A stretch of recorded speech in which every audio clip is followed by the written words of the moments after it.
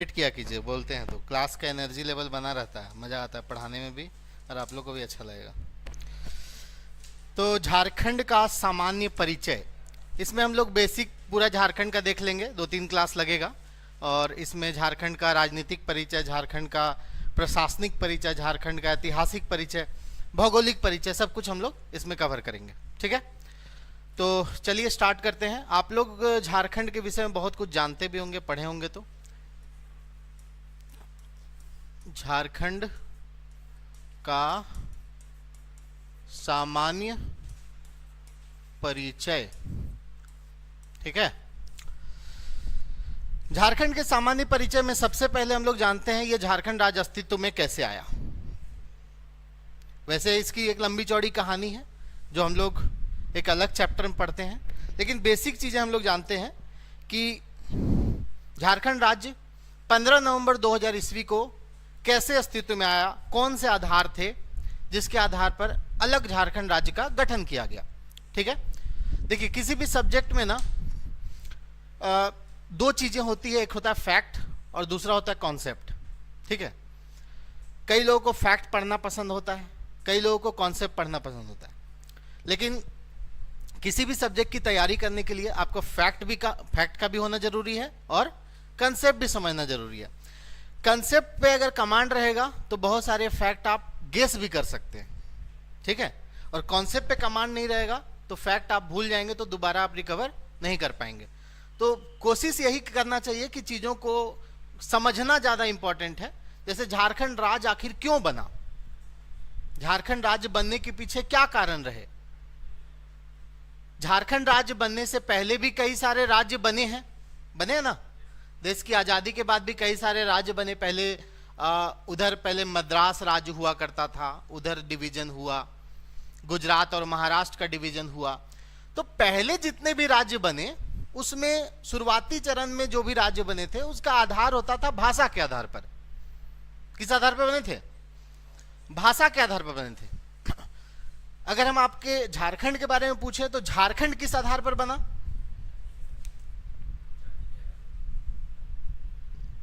और जाति के आधार पर बोलना, झारखंड राज्य किस आधार पर बना? मेन आधार इसका क्या कहेंगे हम लोग? भाषा के आधार पर। झारखंड भी हिंदी भाषी है, बिहार भी हिंदी भाषी है, वो आधार नहीं है। देखिए झारखंड राज्य निर्माण का जो मुख्य आधार था, पूरी स्टोरी को अगर आप जानिएगा तो जब झारखंड बिहार एक में था, ठीक है, तो बिहार की सत्ता में इस दक्षिणी बिहार, जिसको अभी हम लोग झारखंड बोलते हैं, इस दक्षिणी बिहार की भागीदारी बहुत कम थी। इस दक्षिणी बिहार में अगर आप तुलना कीजिएगा उस समय का बिहार जो अभी झारखंड बन चुका दक्षिणी बिहार, तो यहां पे लगभग 26% की आबादी अनुसूचित जनजातियों की है। किसकी है? अनुसूचित जनजातियों की, यानी कि आदिवासियों की, ट्राइबल है। कितना आबादी? लगभग 26% की आबादी। अभी हाल फिलहाल में आप लोगों ने देखा होगा बिहार में जातीय जनगणना हुआ है। जातीय जनगणना तो अभी बंद है, लेकिन बिहार में हुआ है। तो उसमें यह देखा गया कि वहां पे शेड्यूल ट्राइब की आबादी जो है 1% के आसपास है, ठीक है, और वही झारखंड में शेड्यूल ट्राइब की आबादी 26% है। तो वहां की सत्ता में झारखंड के लोगों की भागीदारी बहुत कम थी। जिस रेशियो में ये लोग थे उस रेशियो में आबादी नहीं थी। तो यहां के लोगों की लड़ाई लंबी चल रही थी। यहां के जो ट्राइबल्स थे, यहां के जो आदिवासी थे, वो लंबे समय से संघर्ष कर रहे थे अपने अधिकारों के लिए, ठीक है। वो संघर्ष शुरुआत में अपने अधिकारों के लिए था, बाद में वो अलग राज्य निर्माण के लिए संघर्ष बन गया, ठीक है। आप लोग पढ़े होंगे झारखंड राज्य निर्माण आंदोलन, तो देखे होंगे कि शुरुआत में अपने राइट्स के लिए लोग लड़ते हैं। भारत में भी वैसा ही हुआ था। भारत जब आजाद हो रहा था तो शुरुआत में किस लिए लड़ रहे थे? अपने अधिकारों के लिए लड़ रहे थे कि हमें भी अधिकार मिलना चाहिए। लेकिन बाद में क्या हो गया? वो स्वतंत्रता की लड़ाई बन गई। उसी तरह झारखंड में भी हुआ। शुरुआत में किस लिए हुआ था? अपने राइट्स के लिए हुआ था। लेकिन जैसे उन्होंने देखा बाद में कि उड़ीसा अलग राज्य बन गया उसी बिहार से, है ना, तो इनके अंदर भी वो जागरूकता हुई कि हमारा भी अलग राज्य होगा तो हम भी अपना शासन चला पाएंगे। यहाँ के लोगों की भागीदारी ऐसे भी बहुत कम है, तो हमारा अपना राज्य होना चाहिए जिसमें हमारे लोगों की भागीदारी होगी। तो एक लंबी लड़ाई चली और अंततः वो दिन आया 15 नवंबर 2000। ठीक है, क्या आप लोग जानते हैं कि ये 15 नवंबर का जो डेट है वो किसके द्वारा रिकमेंड किया गया था? आप लोग पढ़े हैं कहीं? 2000 का जो समय है, उस समय झारखंड में भारतीय जनता पार्टी के कद्दावर नेता हुआ करते थे बाबूलाल मरांडी। वो केंद्र सरकार में अटल बिहारी वाजपेयी की जब 1998 में सरकार बनी थी, उस सरकार में वो पर्यावरण एवं वन राज्य मंत्री थे।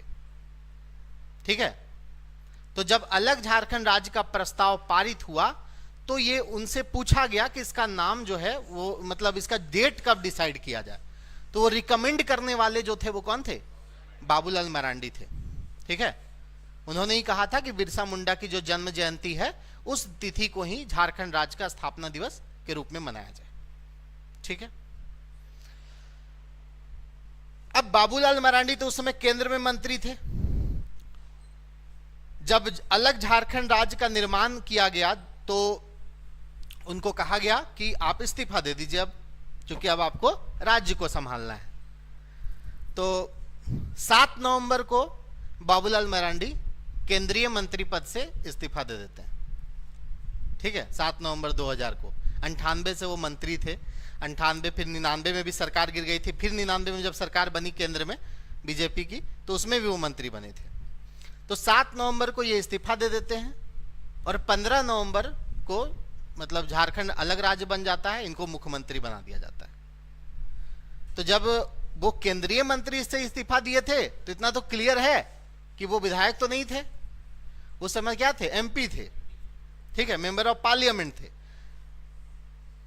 तो कोई भी व्यक्ति मुख्यमंत्री या प्रधानमंत्री बन सकते हैं बिना, प्रधानमंत्री के लिए बिना मेंबर ऑफ पार्लियामेंट बने और मुख्यमंत्री के लिए बिना विधायक बने।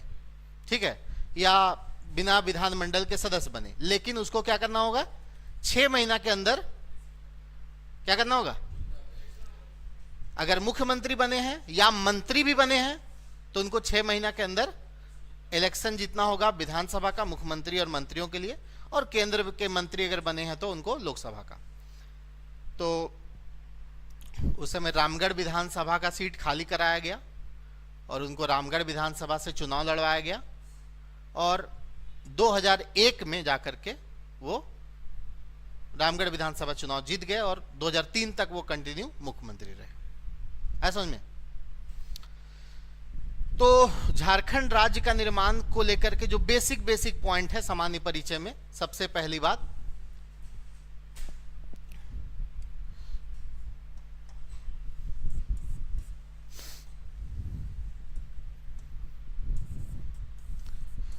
सब जानते हैं, स्थापना 15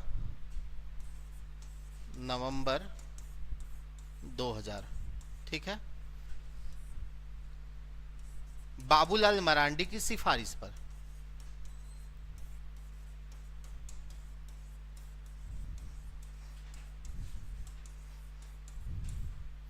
ठीक है, ये जो डेट तय हुआ है, ये तिथि जो तय हुआ है वो बाबूलाल मरांडी की सिफारिश पर तय हुआ है।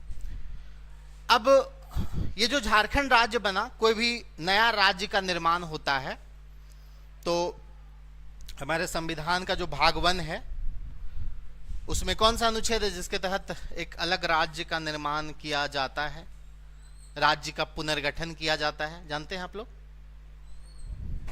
हाँ, 1 में राज्यों का नाम होता है। ठीक है, पुनर्गठन जो है आर्टिकल 3 है। ठीक है, और उसके तहत पहले भी कई बार प्रयास हुए थे झारखंड को अलग राज्य बनाने का। प्रस्ताव बिहार विधानसभा से पारित ही नहीं होता था। ठीक है, तो वर्ष 2000 वो समय आया जब बिहार विधानसभा से भी पारित हुआ, लोकसभा से भी पारित हुआ और राज्यसभा से भी पारित हुआ और राष्ट्रपति का भी मुहर लगा। समझ में आ रहा? तो ये स्थापना जो हुआ, इससे पहले के कुछ डेट आप लोगों को याद रखना है। किस अधिनियम के तहत झारखंड राज्य का गठन होता है? उस अधिनियम का नाम बताइए।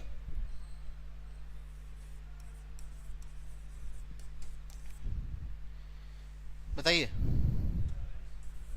क्या नाम है अधिनियम का? अधिनियम का नाम है बिहार राज्य पुनर्गठन। पहले विधेयक था, वो क्या बन गया? अधिनियम। तो विधेयक क्या था? बिहार राज्य पुनर्गठन विधेयक 2000 इसका नाम था। ठीक है, बिहार राज्य पुनर्गठन विधेयक 2000 इसका नाम था। ये जो विधेयक है ये बिहार विधानसभा से कब पारित हुआ? बिहार विधानसभा से बोलिए। 25 अप्रैल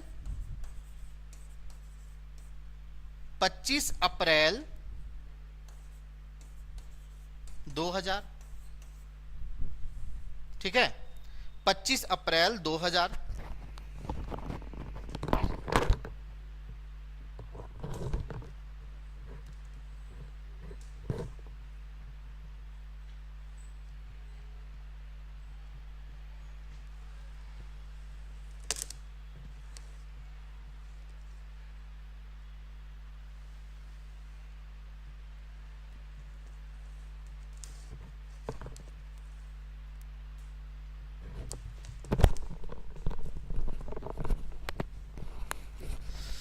पच्चीस अप्रैल 2000 में कहां से? बिहार विधानसभा से। ठीक है,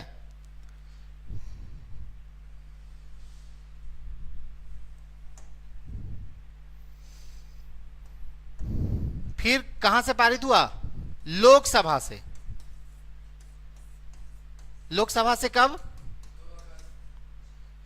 2 अगस्त 2000 ईस्वी को। ठीक है, राज्यसभा से 11 अगस्त 2000 ईस्वी को।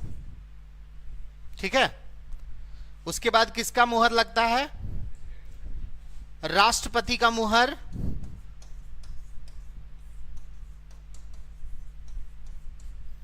राष्ट्रपति का मुहर कब? 25 अगस्त 2000 ईस्वी को। ये 4 डेट बहुत इंपॉर्टेंट है। विधेयक का नाम क्या है? बिहार राज्य पुनर्गठन विधेयक 2000। बिहार विधानसभा से 25 अप्रैल 2000 को, लोकसभा से 2 अगस्त 2000 को, राज्यसभा से 11 अगस्त को और राष्ट्रपति का मुहर लगता है 25 अगस्त 2000 ईस्वी को।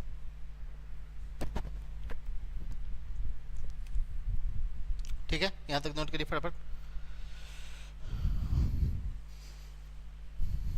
आगे बढ़ाना होगा बोल दीजिएगा। बढ़ा दें आगे? चलिए, अब है हम लोग स्थापना के विषय में अभी बात कर रहे हैं। तो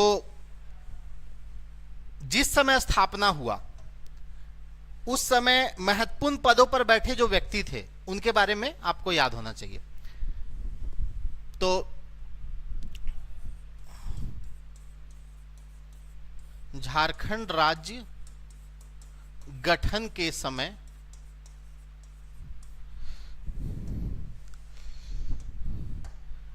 उस समय देश में किनकी सरकार थी? भाजपा की सरकार थी, एनडीए की सरकार थी। ठीक है, उस समय देश के प्रधानमंत्री कौन थे?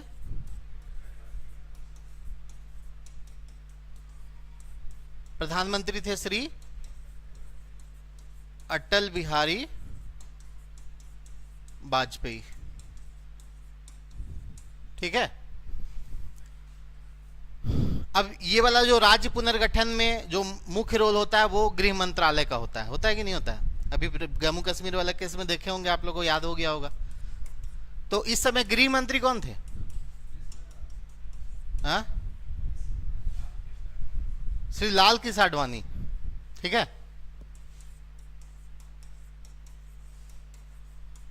लाल कृष्ण आडवाणी।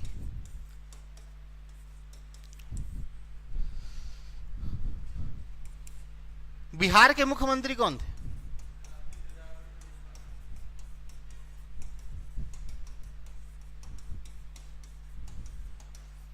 राबड़ी देवी थी। बिहार के राज्यपाल कौन थे?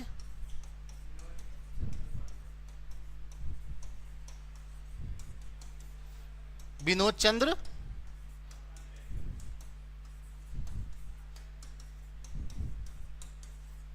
पांडे, ठीक है, ये बिहार के राज्यपाल थे। क्योंकि राज्यपाल कोई बिहार विधानसभा से पारित हुआ तो राज्यपाल का भी रोल है ना। उस समय राष्ट्रपति कौन थे?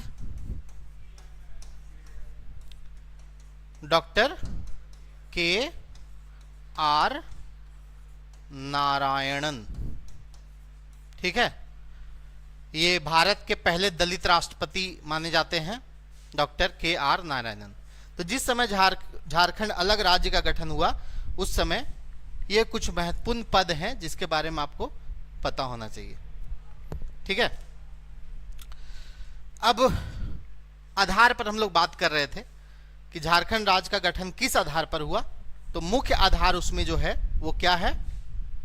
यहां पर जनजातीय आबादी की बहुलता, मुख्य यही है।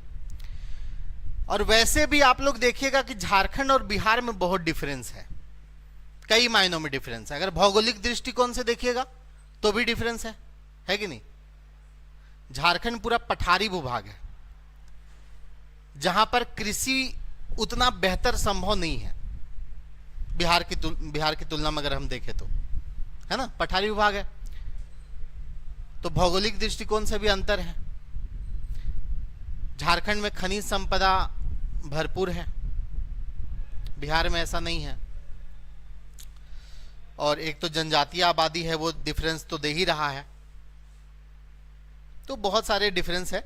झारखंड की जो अर्थव्यवस्था है, कह सकते हैं कि झारखंड राज्य की जो अर्थव्यवस्था है, जो सरकार की जो अर्थव्यवस्था में सबसे इंपॉर्टेंट रोल है यहाँ के खनिज संसाधन का, ठीक है, जबकि बिहार में ऐसा नहीं है। तो बिहार राज्य का कितना प्रतिशत भूभाग को अलग करके झारखंड गठन किया गया था? 46%, ठीक है, 46% भूभाग को अलग करके नया झारखंड राज्य बनाया गया था। आप लोगों को पता ही होगा। आगे बढ़े।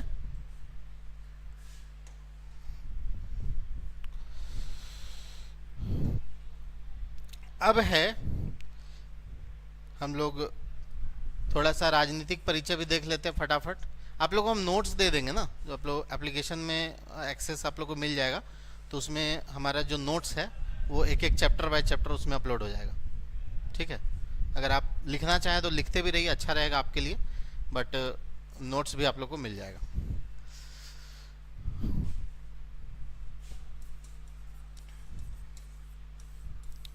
देखिए, राजनीतिक रूप से देखा जाए तो झारखंड राज्य जब बना तो जिस तरह का राज्य है, जितनी आबादी है, उसके हिसाब से यहाँ जो विधानमंडल है वो एक सदनीय है, ठीक है। यहाँ का विधानमंडल कैसा है? एक सदनीय है। एक सदनीय विधानमंडल का मतलब होता है वहां पर केवल क्या होता है? केवल विधानसभा होता है। तो यहां का जो विधानमंडल है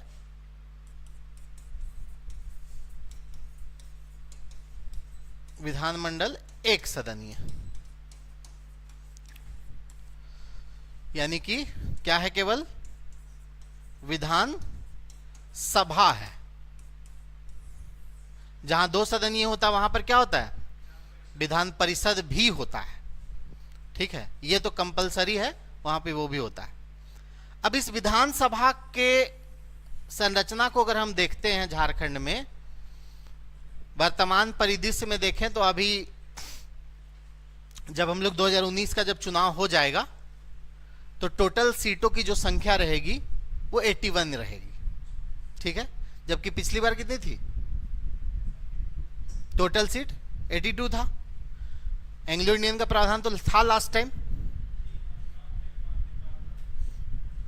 5 दिन बाद नहीं हुआ था, 2020 में वो आया था बिल। हाँ चुना गया था, हाँ वो बोल रहे हैं। वो जो कौन सा 104वां संविधान संशोधन आया ना, 104वां संविधान संशोधन, जो कि हर एक 10 साल पर उस तरह का संशोधन आता है, जब से भारत में गणतंत्र लागू हुआ है तब से रिजर्वेशन को 10 साल के लिए बढ़ाया जाता है। ठीक है, तो रिजर्वेशन का प्रावधान किसको किसको है, विधानसभा और लोकसभा में किसको किसको रिजर्वेशन का प्रावधान आता शुरुआत से रहा है, एसटी को, एससी को और एंग्लो इंडियन को, तीन को था ना, और किसी को तो रिजर्वेशन नहीं है। ओबीसी को कहां रिजर्वेशन है, जीएसटी अभी देखें लोकसभा विधानसभा में, कभी देखें ओबीसी का रिजर्व है सीट लोकसभा विधानसभा में, नहीं है रिजर्वेशन। ठीक है, वो रिजर्वेशन नहीं बोल देंगे उसको, वो जनरल का मतलब लोग क्या सोच लेते हैं ना कि वहां पर केवल सवर्ण कास्ट ही चुनाव लड़ सकते हैं, लोग ऐसा सोच लेते हैं, लेकिन ऐसा नहीं है। जनरल सामान्य वर्ग का मतलब वो अनरिजर्व है, कोई भी लड़ सकता है, जिसके अंदर जीतने का क्षमता है वो जीत सकता है कि नहीं। जनरल का मतलब ये समझिएगा, जनरल का मतलब ये नहीं होता केवल सवर्ण कास्ट उसमें लड़ सकते। तो 104वां संविधान संशोधन जो हुआ है उसको यहां पे लिंक करना जरूरी है। 104वां संविधान संशोधन के तहत हर 10 साल में जैसे आता है, झारखंड में भी लोकसभा में जिस तरह से एसटी का रिजर्वेशन 10 साल के लिए बढ़ा दिया गया, एससी का भी रिजर्वेशन 10 साल के लिए बढ़ा दिया गया, वही एंग्लो इंडियन का रिजर्वेशन को नहीं बढ़ाया गया। ठीक है, ऐसा कोई स्पेशल नहीं है कि उसको खत्म किया गया। हर 10 वर्ष में जो बढ़ाया जाता था वो नहीं बढ़ाया गया, तो ऑटोमेटिक खत्म हो गया।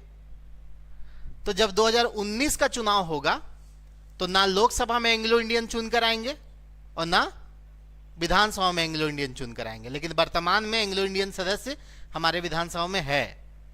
ठीक है, वर्तमान में लोकसभा में भी है, क्योंकि ये विधेयक कब आया था, 2020 में। ठीक है, तो इस पूरी संरचना को देखें तो 81 विधानसभा में 81 विधानसभा में सबको पता होगा, एसटी का बताइए कितना सीट रिजर्व है, 28, एससी का कितना 9 सीट और यूआर 44। ये हो गया विधानसभा का। 28 सीट शेड्यूल ट्राइब के लिए रिजर्व है, शेड्यूल कास्ट के लिए 9 सीट रिजर्व है और अनरिजर्व है 44 सीट, जिसमें कोई भी चुनाव लड़ सकते हैं। ठीक है, ये हो गया विधानसभा का। उसी तरह राजनीतिक परिदृश्य में हम लोग लोकसभा का भी बात करते हैं, है ना, संसद का भी बात करते हैं। तो वैसे तो संसद का 2 सदन होता है कि नहीं, एक होता है आपका लोकसभा और एक होता है राज्यसभा। तो लोकसभा में रिजर्वेशन का प्रावधान होता है, राज्यसभा में नहीं होता है। तो झारखंड के संदर्भ में बात करें तो राज्यसभा में टोटल सीटें कितनी, 6 सीटें हैं, और लोकसभा में अभी चुनाव चल रहा है, 14 सीटें रिजर्व है कि नहीं। अब इस 14 सीटें में पता है सबको, 1 seat schedule caste, 5 seat schedule tribe और 8 सीट यूआर। ठीक है, क्या आप बता सकते हैं कि वो 5 सीट शेड्यूल ट्राइब के लिए कौन सा रिजर्व है? ये तो आराम से बता सकते हैं।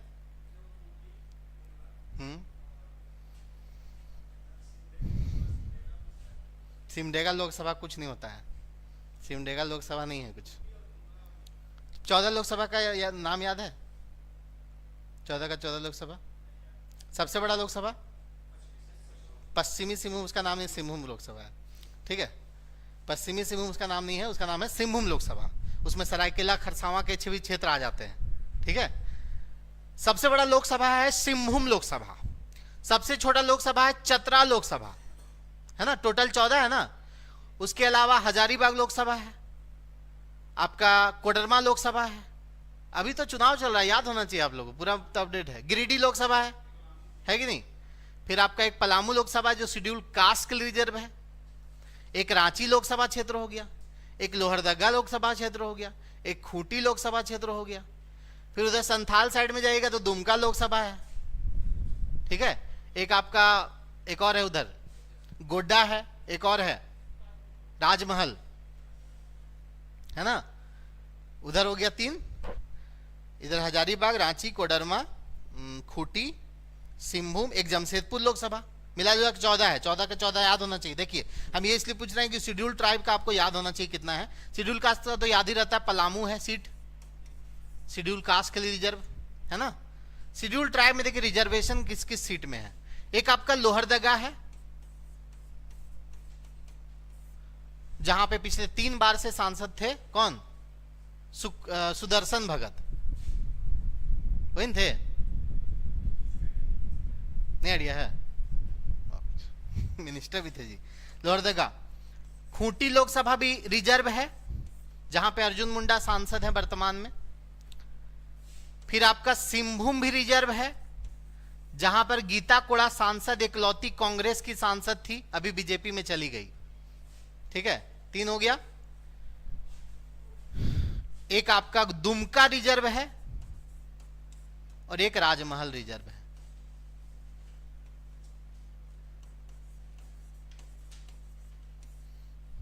ठीक है, तो 5 रिजर्व सीट कौन कौन सा हो गया, लोहरदगा, खूंटी, सिंहभूम, दुमका और राजमहल। इसके अलावा एक पलामू हो गया रिजर्व जो शेड्यूल कास्ट के लिए है कि नहीं। बाकी सीटें क्या है, अन्य रिजर्व, बाकी सीटें नहीं। देखिए ईस्ट सिंहभूम और वेस्ट सिंहभूम जिला है। आप लोग को एक चीज बता देते हैं, लोकसभा जो होता है ना, वो कई विधानसभा मिलके बनता है, उसको जिला से मतलब नहीं है, ठीक है। जैसे अगर हम अपने लोकसभा की बात करें, हम चतरा लोकसभा से बिलोंग करते हैं, तो हमारा जो चतरा लोकसभा है, उदाहरण से समझिए, हमारे चतरा लोकसभा में 5 विधानसभा आते हैं, ठीक है। उस 5 विधानसभा में 2 विधानसभा पड़ता है चतरा में, ठीक है, 2 विधानसभा पड़ता है लातेहार में और 1 विधानसभा पड़ता है पलामू में, और तब मिला के चतरा लोकसभा बना है।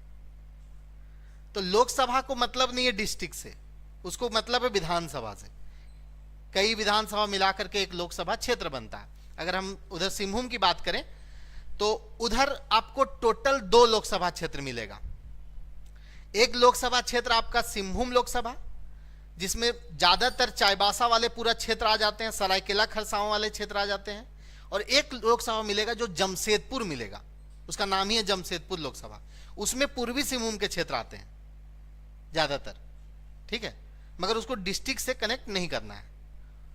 कई विधानसभा मिलाकर के लोकसभा का निर्माण होता है, ठीक है। यहां तक दिक्कत। तो ये लोकसभा राज्यसभा, यानी टोटल सांसदों की संख्या कितनी हो गई, 20 सांसद हो गए, जिसमें से 14 लोकसभा के सांसद, ये रिजर्वेशन हो गया, और 6 राज्यसभा के सांसद हो गए, ठीक है। यहां तक कोई समस्या,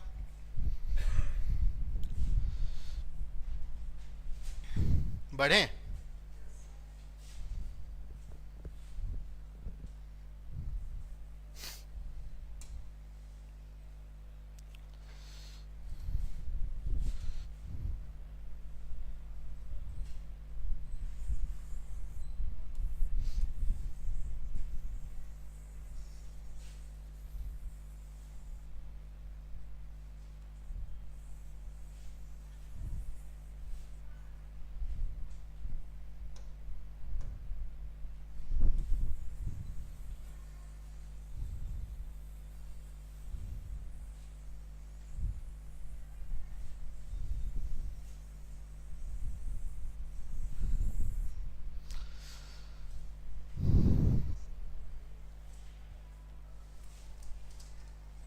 इसको देखिए,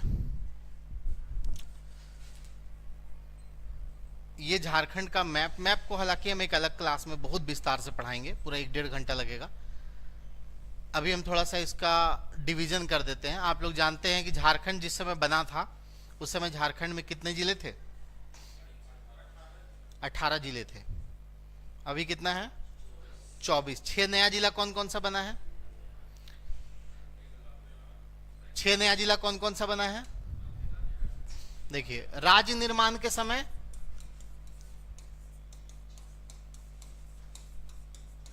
राज्य निर्माण के समय 18 जिले, ठीक है। 6 नया जिला में आपका एक हो गया लातेहार। लातेहार 2001 किससे? पलामू से अलग हुआ, ठीक है। दूसरा सिमडेगा 2001 किससे? गुमला से अलग हुआ, ठीक है। फिर आपका इस उस साइड में आपका जामताड़ा,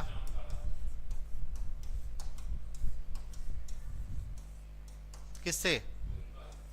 दुमका से अलग हुआ। सरायकेला खरसावां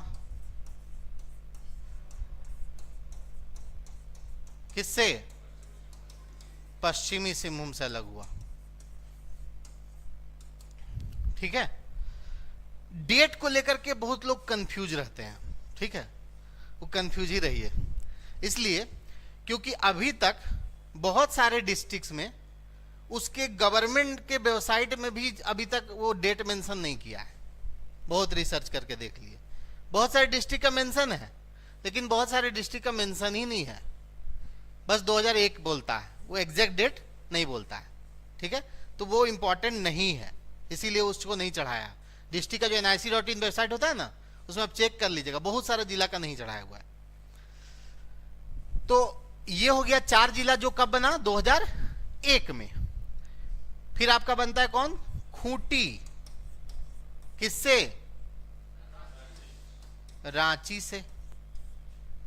फिर बनता है रामगढ़, हजारीबाग से, ठीक है। तो कुल मिला के हो गए 24 जिले। अब ये जो 24 जिले हो गए, ये 24 जिले 5 प्रमंडलों में बटे हुए हैं।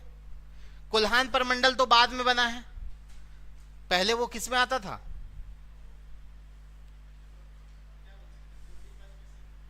नहीं, प्रमंडल किस में आता था? कोल्हान तो नया बना ना बाद में, पहले इसी में आता था, दक्षिणी छोटा नागपुर में। उनका भी हेडक्वार्टर रांची ही था, ठीक है। तो जो 24 जिले हैं वो कैसे बटे हुए हैं उसको हम लोग मैपिंग से समझ लेते हैं।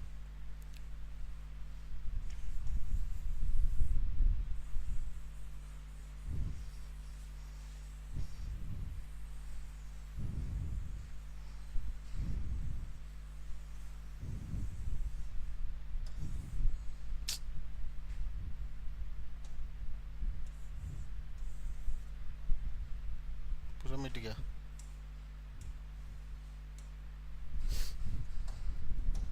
देखिए, यहां पे आपका गढ़वा है, यहां पे आपका पलामू है, और यहां पे आपका लातेहार है। ये गढ़वा, पलामू, लातेहार, ये 3 जो है इसको मिला के बन गया है पलामू प्रमंडल। कौन सा प्रमंडल? पलामू प्रमंडल, ठीक है। हेडक्वार्टर मेदिनीनगर, ठीक। यहां पे आपका सरायकेला खरसावां है, ये आपका पूर्वी सिंहभूम है, पूर्वी सिंहभूम। यहां पे पश्चिमी सिंहभूम, और यहां पे सरायकेला खरसावां। ये तीनों मिलकर के बन गया है क्या? कोल्हान प्रमंडल। हेडक्वार्टर चाईबासा, ठीक है। यहां पे सिमडेगा है, यहां खूंटी है, यहां रांची है, लोहरदगा है और गुमला है, यहाँ पे पूरा इंक्लूड हो गया है। तो ये आपका यहाँ पे रांची मान लीजिए, यहाँ पे आप लोहरदगा, यहाँ पे गुमला, यहाँ आपका खूंटी और यहाँ सिमडेगा। इसको मिला के बन गया है दक्षिणी छोटा नागपुर, हेडक्वार्टर रांची। इधर वाला यहां तक ले लीजिए पूरा उत्तरी छोटा नागपुर। यहां पे आपको चतरा मिलेगा, हजारीबाग, कोडरमा, गिरिडीह, है ना, यहाँ रामगढ़, यहाँ आपका धनबाद बोकारो मिल जाएगा, यहाँ धनबाद बोकारो, है ना, 1 2 3 4 5 6 7 जिला है ना। तो उत्तरी छोटा नागपुर, हेडक्वार्टर हजारीबाग, ठीक है। इधर बच गया पूरा संथाल, देवघर, दुमका, गोड्डा, साहेबगंज, पाकुड़, जामताड़ा, बस, ठीक है। ये सब मिलके बन गया आपका संथाल परगना। हेडक्वार्टर दुमका, ठीक है, सब तो पता ही आप लोग को।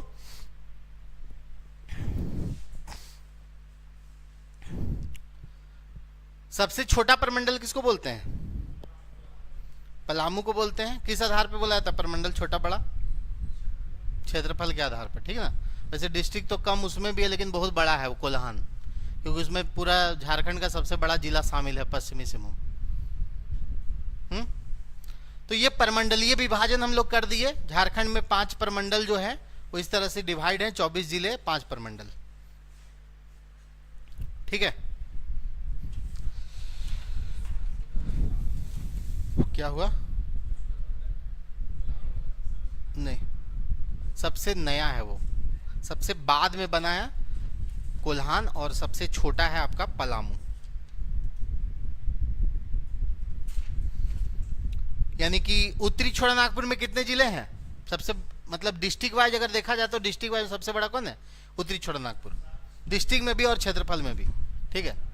उसमें 7 जिले हैं आपका, चतरा, कोडरमा, हजारीबाग, गिरिडीह, बोकारो, धनबाद और रामगढ़, ये मिलाकर के 7 जिला हो गया। उसी तरह दक्षिणी छोटा नागपुर में कौन कौन सा हो गया? पहले था कौन कौन सा? पहले था उसमें आपका रांची था, गुमला था और सिमडेगा था, कि लोहरदगा था ना, लोहरदगा था। बाद में आपका सिमडेगा और खूंटी जुड़ गया, तो 5 हो गया किसमें? दक्षिणी छोटा नागपुर में। फिर आ जाइए संथाल में 6 जिला है। 6 जिला कौन कौन सा है? देवघर, दुमका, गोड्डा, साहेबगंज, पाकुड़, जामताड़ा, ठीक है। दक्षिणी हो गया। उत्तरी छोटा नागपुर का कर लिया हम लोग, और एक हो गया आपका कोल्हान भी देख लिए। कोल्हान में आपका कौन कौन सा हो गया? पूर्वी सिंहभूम, पश्चिमी सिंहभूम और सरायकेला खरसावां। सरायकेला खरसावां पहले पश्चिमी सिंहभूम में आता था, मतलब उस क्षेत्र में आता था, उसको जब अलग जिला बनाया तो। पहले तो पूरा सिंहभूम ही था। 1990 में पूर्वी सिंहभूम और पश्चिमी सिंहभूम बटा, फिर पश्चिमी सिंहभूम से सरायकेला खरसावां बना, ठीक है। चलिए यहाँ तक डन। सामान्य परिचय थोड़ा फास्ट कर दे रहे हैं।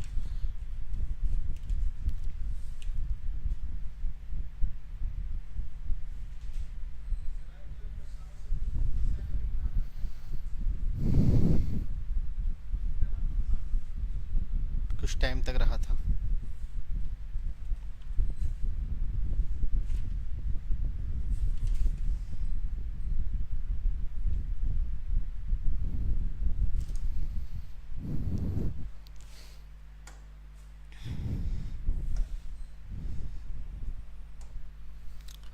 अब थोड़ा बाहर भी देख लेते हैं।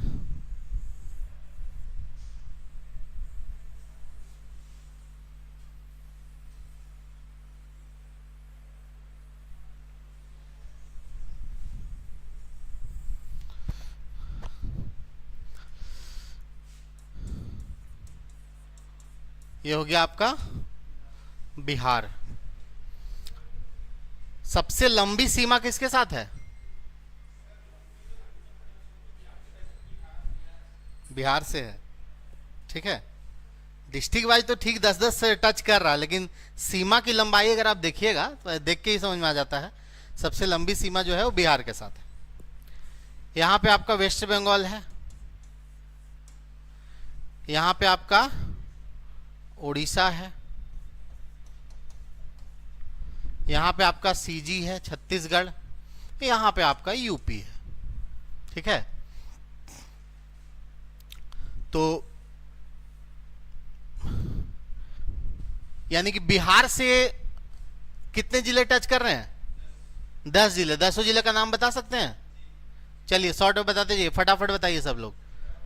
सबसे पहले गढ़वा, फिर पलामू, फिर चतरा, फिर हजारीबाग, फिर कोडरमा। क्रम में याद रखिए। ठीक है, फिर गिरिडीह, फिर देवघर, फिर दुमका, डीयू लिख देते हैं, गोड्डा,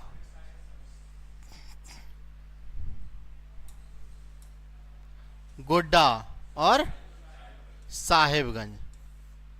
ठीक है, 10 जिला एकदम क्रम से याद रखिए। क्वेश्चन जब बनता है तो सीरीज में भी पूछ सकता है। गढ़वा, पलामू, चतरा, हजारीबाग, कोडरमा, गिरिडीह, देवघर, दुमका, गोड्डा और साहेबगंज। ये 10 जिले हो गए जो बिहार को टच करते हैं। ठीक है, अब पश्चिम बंगाल वाला भी याद रखिए। पश्चिम बंगाल में एक तो साहेबगंज खुद हो गया, साहेबगंज को कर देते हैं हम लोग ग्रीन कलर से, क्योंकि ये दोनों से कर रहा है कि नहीं। इसको भी कर देते हैं अलग कलर से, क्योंकि ये भी दोनों से कर रहा है, इधर से इधर पूरा टच है कि नहीं। साहेबगंज के बाद यहां पर क्या हो जाएगा? पाकुड़ है ना, पाकुड़ के बगल में जामताड़ा, फिर यहां धनबाद। ठीक है, धनबाद, यहां बोकारो, यहां रामगढ़। ठीक है, थोड़ा सा रांची का भी बॉर्डर लग जाता है पश्चिम बंगाल से। यहां पे आपका सरायकेला खरसावां, यहां यानी कि ईस्ट सिंहभूम, यहां बस इतना ना। कितना हो गया? 1 2 3 4 5 6 7 8 9 और एक दुमका, जो कि पूरा ऐसे है ना। अब आ जाइए उड़ीसा। एक तो ईस्ट सिंहभूम हो गया खुद, ईस्ट सिंहभूम है ना। सरायकेला खरसावां भी टच करता है दोनों से। वेस्ट सिंहभूम तो टच करेगा ही।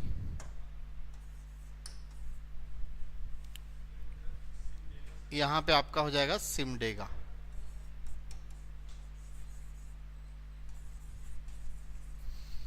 ठीक है, ये हो गया आपका उड़ीसा से। अब 1 2 3 4 ही सटता है, 5 नहीं। 4 इससे 4 इससे, 10 उससे 10 उससे। ठीक है, इसको भी ग्रीन कर देते हैं।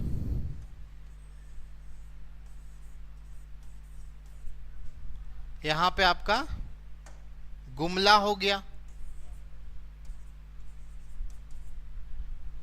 यहां पे आपका लातेहार हो गया। लोहरदगा नहीं सटता है। ठीक है, लातेहार हो गया। बस तो 1 2 3 और एक गढ़वा करता ही है, गढ़वा। ठीक है, जो बिल्कुल नहीं टच कर रहा है वो एक हो गया खूंटी और एक हो गया यहां पे लोहरदगा।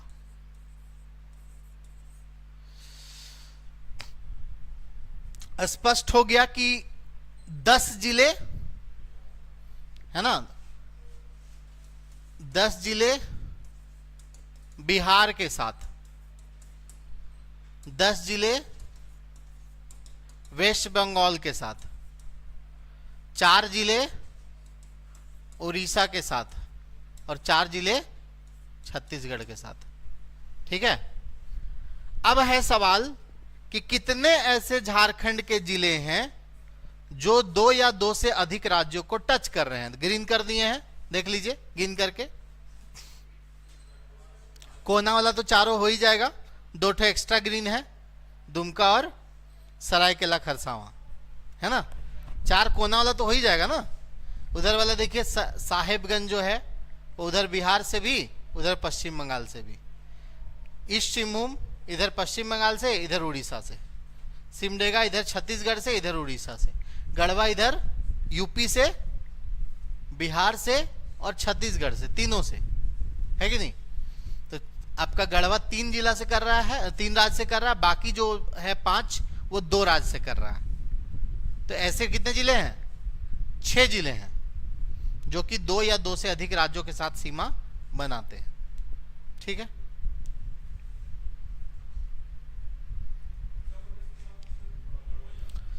बस सिर्फ गढ़वा, वो भी उत्तर प्रदेश का कौन सा जिला है?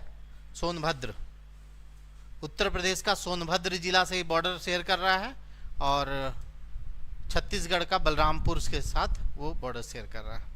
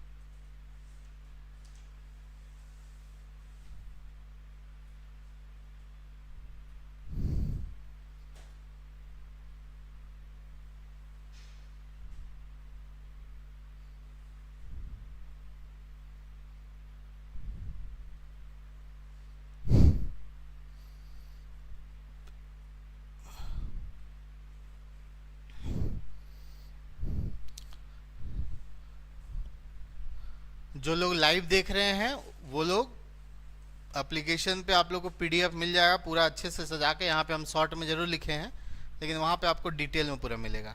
ठीक है। चलिए एक क्लास और रखते हैं इसका। नेक्स्ट क्लास में हम लोग पूरा मैपिंग को पूरा गहराई से पढ़ेंगे और फिर हम लोग आगे बढ़ेंगे मैपिंग को पढ़ने के बाद।